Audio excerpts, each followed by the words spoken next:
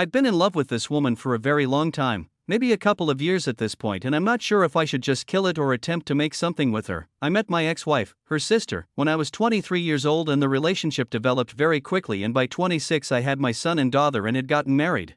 However, within months of being married, my ex-wife had an affair, but worse than that, the man she cheated with had gotten her into heroin. After confronting her on this, she said she was going to get help, but instead she left in the night. I haven't heard from her in 4 years, and last I've heard she's still with that guy and are homeless in Las Vegas.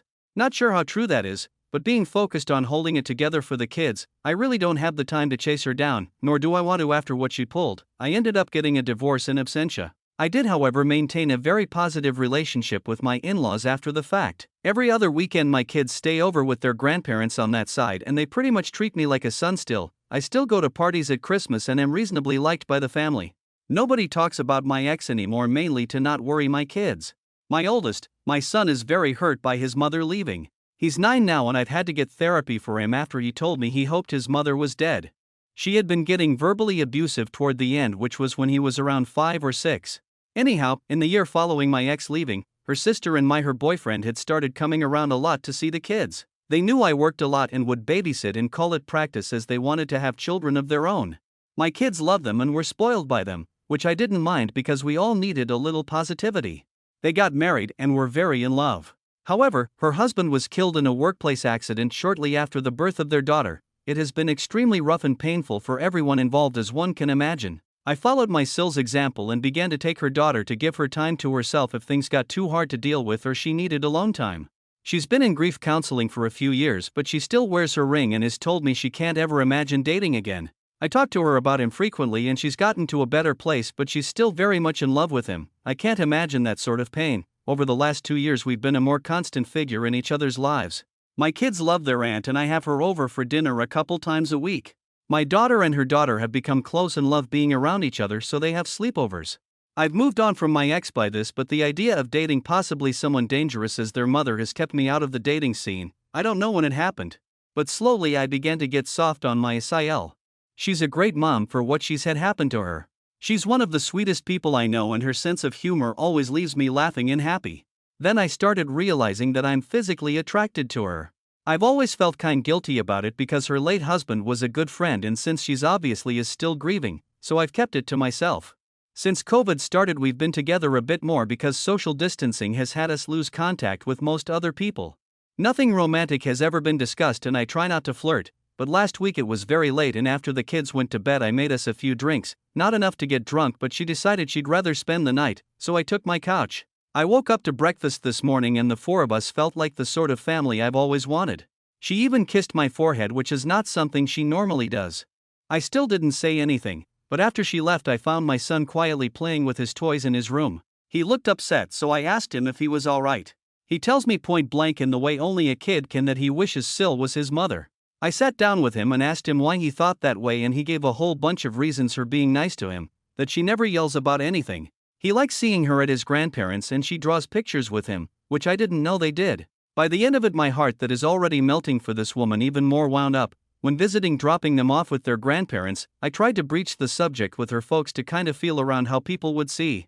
I made a joke about she and I acting like a married couple sometimes, and they didn't laugh and were kind of standoffish. Friendly, but either they know something or they disapprove. It's getting too hard for me to ignore or pretend it's not getting to me. I'm in love with her. Either I've got to kill it and find some way not to think of her, or I have to find some sort of way to navigate through this situation and tell her everything. If anybody out there has any insight on how to approach a widow, especially one who was married to a friend, with this sort of intention, I could really use your help. Shortly after making the first post, I remembered that my children were spend Sunday night over their grandparents' house, and typically when they do this, my niece, Sil's daughter, will join them. I allow these bi-weekly visits because I think it's important for them to maintain a healthy relationship with their mother's parents. And Sil lets her daughter go because she enjoys playing with my daughter. Well, I realized we'd both have a free night. Normally I'd just game or hit the gym an extra night, but I figured it would be the perfect opportunity to Sil without the kids being around. So I sent her a text saying, "Hey, kids are out this Sunday, was thinking you might want to get dinner." It was a fairly upscale place that reopened 2 months or so ago for outdoor dining. I never ask her out to dinner and we're almost never alone together, or without a child in the other room. She says she'd love to, and so my panic starts setting in because now I've got to actually act on my feelings. I ask her if she'd prefer meeting at my place and taking one car or meeting at the restaurant. She says she'll come by my place first. I'm a bit more cleaned up than normal, dressed up but not overly dressed. She shows up and my god, she's in a very nice evening dress, makeup, not something she normally wears.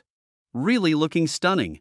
I must have been slack-jawed for a second. I had to be lol. We make a little small talk, compliment how we look, but I still don't have my nerve yet and she isn't pushing the issue. Dinner is really wonderful. They had live jazz type group playing. Definitely coming back to this place. She tells me this is the first time she's really had an adult social outing that didn't involve her daughter in a few years, and I mention that it's about as long for me. We're laughing, joking, talking, a little casual touching here and there.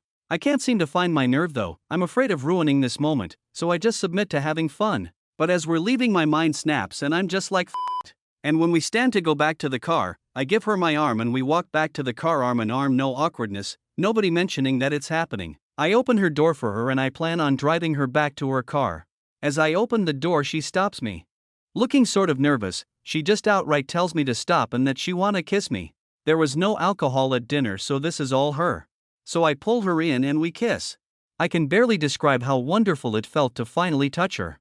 While the kissing goes on outside this restaurant with her leaned against my car for at least a half an hour. When we finally break, we share a few more dreamy looks before we get in the car and drive back to my place. She's holding my hand as I'm driving. I don't think I've ever been happier. I confess to her that I've started having feelings for her a long time ago, but what with the terrible things we went through, I didn't want to scare her away. She tells me that she's carried a torch for about 6 months herself. At that time I had gone on a couple Tinder dates, and since we were just friends I described what a mess of a time those dates were. She tells me she began feeling intensely jealous and angry that I was seeing these girls. It was about that time it clicked in her mind that she had somehow developed feelings for me. As it turns out, I didn't approach her because of her late husband, and she wasn't approaching me because she was afraid I'd see too much of her sister. My ex-wife, in her and start to resent her for it. I invited her in after we got back home and we decided to try and fight off the desire to jump straight into bed, and just sat on couch snuggling and talking about what we would need to do to make this a working relationship. There was some really teary moments there. We of course talked about her late husband a little and where she feels in the grief process, saying I don't want to rush her and that I'm not going anywhere. If she needs time, I'll wait as long as she needs me to. She says that she feels like she's in a place where she could love again, that she's long past feeling guilty for having feelings for me. It was something she struggled with.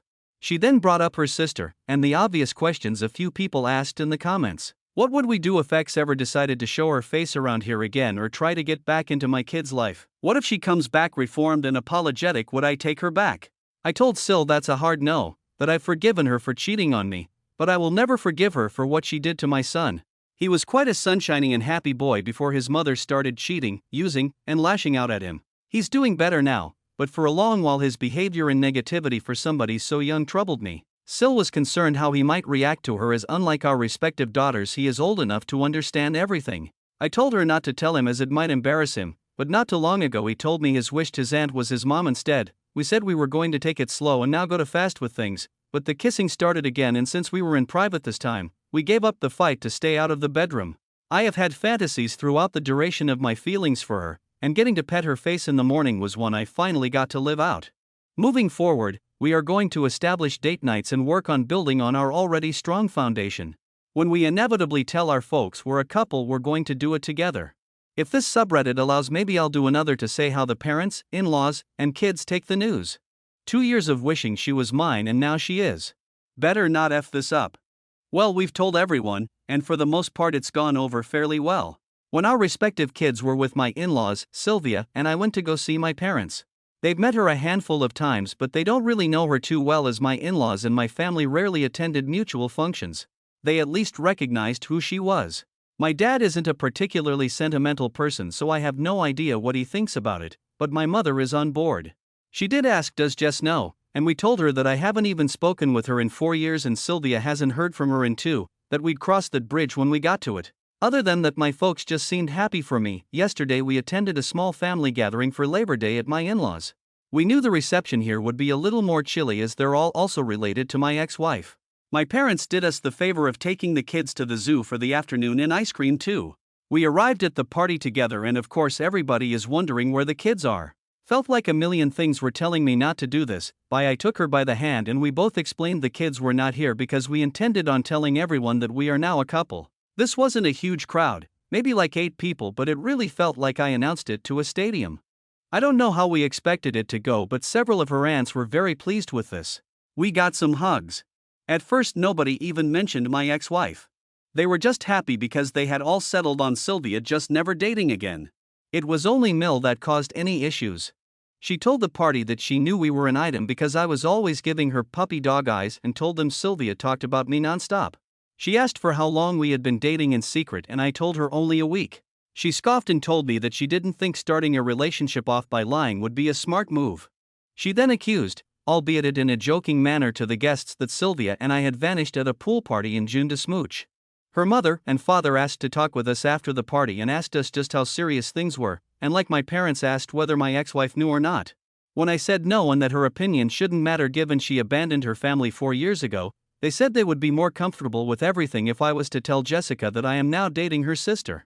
They are both intensely afraid that my ex will return sober and renewed, make an attempt to make amends, discover that I am now in love with her younger sister and relapse.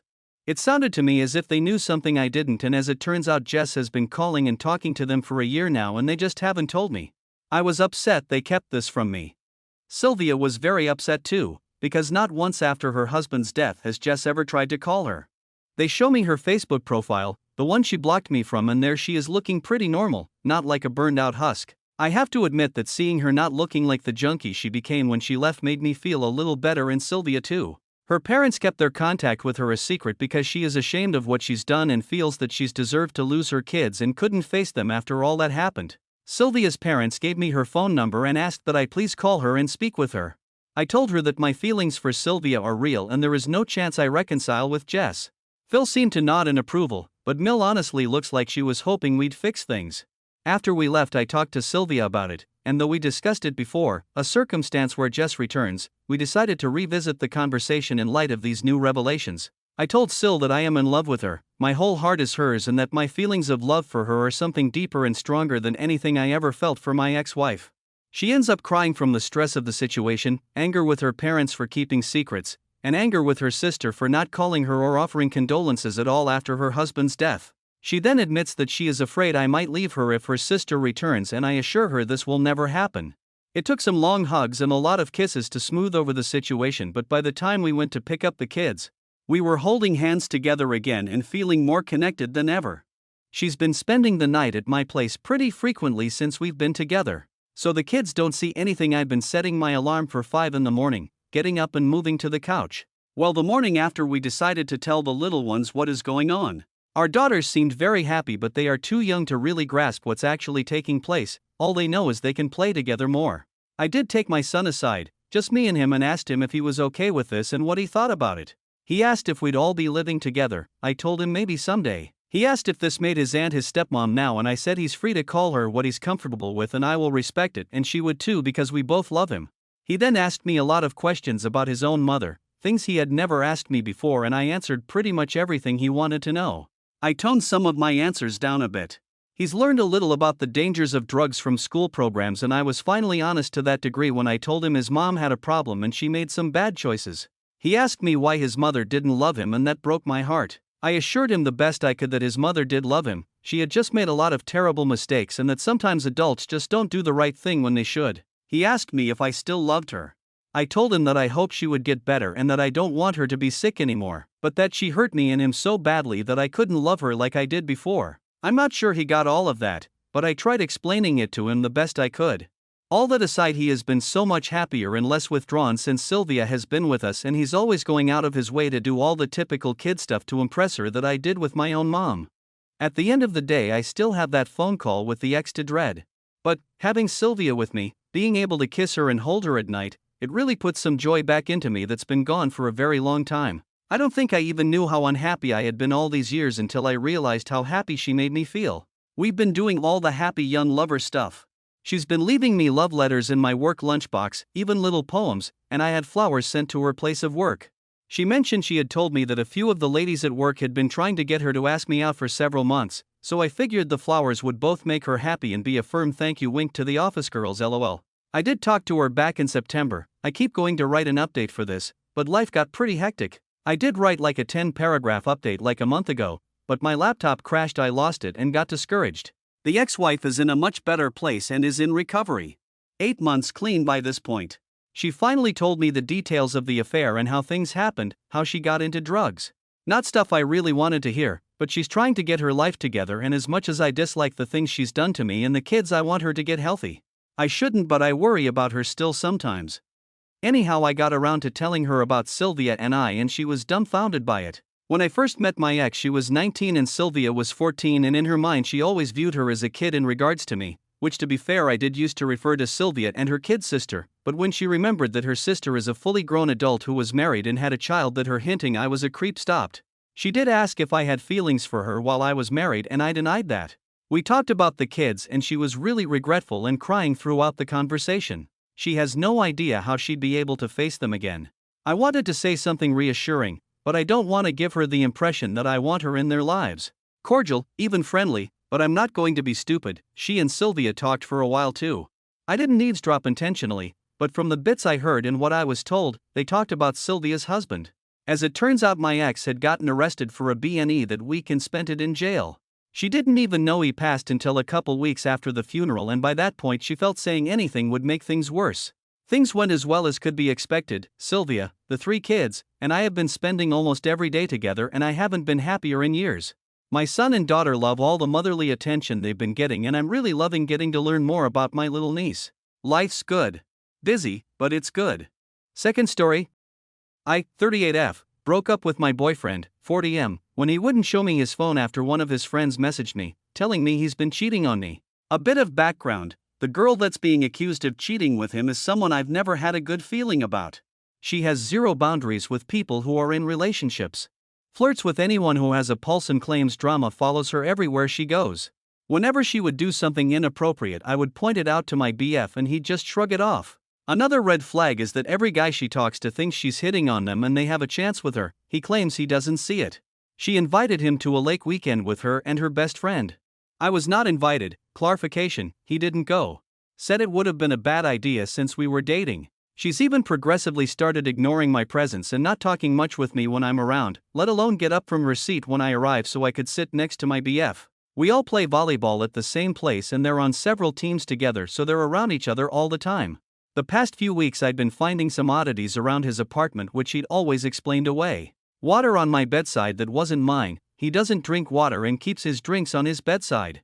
Food in his fridge cooked from scratch that I didn't make. He doesn't cook, let alone cook that elaborate of a meal. He's more of a boxed/frozen dinner type. Says he made that the one night he had free and I was busy. Long coarse black hairs in his bed and shower which aren't his or mine. Those were probably from the laundromat. A sports bra on the floor that was far too small to be mine. Also the laundromat, I did smell freshly washed. The kicker was the Viagra on the side of his bed that he absolutely does not need. His friend at work gave it to him to test out and report back what he thinks. The annoying part about that is it's something he would do. I just came out and asked him if he was cheating and gave him these examples. Of course he denied and gave me answers for them all. A couple nights later he blew a tire on the highway on his way home. I asked if he needed me to come help and he said no. I asked again because I felt like I would in that situation and he said no again, that he was almost home. I made a snide comment about how he doesn't need me. BC, his side chick, was probably helping him. He didn't care for that comment and ended up calling another girl to come help him, but I thought he didn't need help. A couple of days after that is when I get a message from that mutual friend that says he knows my boyfriend is cheating on me with this girl I'm weary of. I turn over in bed and calmly bring it up. He of course denies it. I bring up the long black hairs again, which she has, and he blames the hairs must be from the laundromat, but we were not on clean sheets at the time. I say if it's false information then would he let me go through his phone to put me at ease? He says no. I ask why not, as he could go through my phone if the roles were reversed since I have nothing to hide. He said that's something he'd never ask and he doesn't want me to see how he talks in his group chats with his brothers. I pointed out how this behavior is a red flag. He didn't care and kept being fairly quiet. We had some more back and forth which didn't get us anywhere. I then sat and thought for a minute and said something about how there's not much more conversation to have. I asked him one last time, you won't let me see your phone? He quietly shook his head and whispered no. I whispered back that sucks, so I grabbed all my things and left. Did I overreact or was my response the correct one? A few more details came out later that were sketchy. Like screenshots of her never denying their relationship when being brought up in text, but that was after I'd ended things, so not as pertinent to the question. He's still denying everything. It's almost impressive how hard he's sticking to the lies. I'm not going to dive into all the juicy details because honestly they've taken enough of my energy. But let me tell ya, they played me like a fiddle. How you can go to bed with me at night telling me you love me, making plans for the future and then carry on an affair is wild to me. The sick thing of it is, if he'd had fessed up and shown real remorse and done anything to fix it, I would have forgiven him and found a way to move on because of how much I loved him. Guess that's why I was so blind to it for so long. Apparently, she's done this sort of thing a lot and I'm sure she'll get bored real soon once he's all hers. He told her he'd break up with me after the holidays, but funny thing is, I gave him that out last week and he didn't take it. I'm sure she was getting tired of waiting, which is why I was finding her shit everywhere. She wanted me to catch them so I'd break up with him since he was never going to leave me for her. Good riddance and good luck, they deserve each other. Third story. 12 years ago, I, 36F, was engaged and about to get married to Carl, fake name. Everything in my life seemed perfect until I found out my fiancé was having an affair with a new hire of his job called Camilla, 20s. Both of them were in serious relationships. I broke off the engagement with Carl as soon as I found out and told Camilla's boyfriend about the cheating. Well, it was hard for me, but I moved on after months of therapy and the help of my friends and family. Now I am married to Henry, 41M, my amazing husband and father of our 4 children, 9F, 7M, 4M and 4F. I moved to the other side of the country years ago, and I never thought about my ex-fiancé or the cheating again. My husband works in a law firm. Last year they hired a new lawyer, Daniel, 34M, who moved with his family to live in our area. He and my husband became very good friends, as they have similar interests and personalities. Henry asked me to invite Daniel's family to our house to help with adjust to the new city and job. When Daniel came to my house for a playdate for our kids, his kids are 4M and 2F, he introduced us to his wife, Cam, 30s. Well, Cam was Camilla. I really didn't know how to react when I recognized her. I had the impression that she also recognized me. Our husbands didn't understand why everything seemed so tense, and we pretended to not know each other and made failed attempts of small talk. After an hour, Cam made up an excuse and her family left. Henry noticed my behavior and asked me what was happening. I told him everything. He already knew about my past with Carl and the affair. Later that day, I received a text from Camilla begging me to not tell Daniel about our past. I read the message and didn't reply. But I decided to not say anything and mind my business.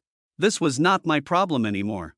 After a week of silence, Daniel shows up at our doorstep looking very agitated. He talked to my husband alone and after, Henry asked me to tell Daniel my version of everything. Like my husband, Daniel realized something weird happened on our meeting and spent the week trying to get answers from his wife. She refused to tell him what happened and then tried to say I was her ex-boyfriend's side chick and that's why we were so tense. Daniel didn't buy her story, and they had a massive fight. After the fight, he realized I was the one that could tell him the truth. And I did tell him everything after he asked. I even showed him the text message Camilla sent me. I didn't feel the need to sugarcoat things. Since Camilla was out there telling lies about me, Daniel was in complete shock because cheating is a trigger for him. His father cheated on his mom for years and left the family for his mistress, which made him hate cheaters. Camilla knew about this since their first date. Daniel left our house looking defeated, and in the same day I received a call from Camilla accusing me of being a revengeful bee. She said I was trying to destroy her life. I don't think I was wrong for telling the truth, but this happened last year and I received calls and random messages from people close to Camilla saying I am an asshole for exposing Camilla's past to her husband. Daniel and Camilla are not divorced. After leaving our house, Daniel stayed at a hotel for a while. Then he got back to his house and they started doing couples therapy. The harassment though calls and texts lasted over a month. Henry was about to send a cease and desist when he decided to talk to Daniel about this. Daniel handled it. What I know through Henry is that most of Camilla's flying monkeys didn't know the full story and when Daniel set things straight they stopped. Camilla emailed me months after, apologizing. I accepted her apology, but we are not close and I don't felt like her words were genuine. Most likely she wants to save her marriage. Talking about their marriage, Daniel and I talked some months after this at a party in my house and I told him that I felt terrible for my part on their marital problems and he reassured me. Daniel said that they were already having issues before we met. Seems like she wasn't happy about moving here and leaving her family on the other side of the country. Also, they were having money problems because their old state has a higher cost of living. Since Camilla left work after she got pregnant with their second child, they had less money and cutting costs on their lifestyle was making them fight. The move to our state made sense because it was a better position with a good raise. I don't know much else about it, just that recently Henry told me that Daniel was depressed after a big fight they had about Thanksgiving. Camilla wanted to travel to their old state to stay with her family and Daniel wanted to visit his mother, that lives closer. Everybody in the office knows about their fight since Daniel asked to stay at a coworker's place. Daniel told Henry directly that he would start divorce proceedings because on their last fight Camilla was talking about taking the kids and moving back closer to her parents. He said that she will not have full custody of his kids. That's basically all I know, and I don't really know if Daniel will go through divorce. Thanks for listening. If you enjoyed today's story, make sure to give this video a thumbs up and consider subscribing to Red Relationships to never miss a future upload.